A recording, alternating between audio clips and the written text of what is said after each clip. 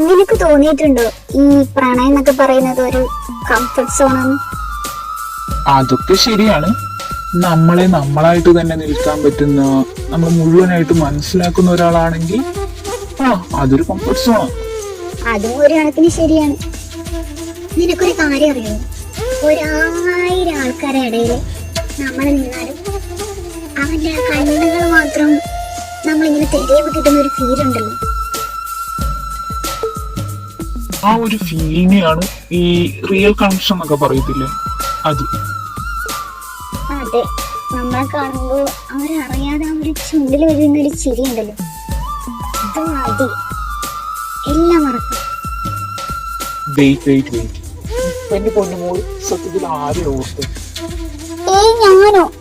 ഞാനാരെ ഓർക്കാം? ഞാൻ ചുമ്മാ പറഞ്ഞതാ. നിന്റെ സ്റ്റാർട്ട് എങ്ങോട്ടാന്ന് എനിക്ക് മനസ്സിലാവുന്നുണ്ട്. ഞാൻ കണ്ടുപിടിച്ചോളാം.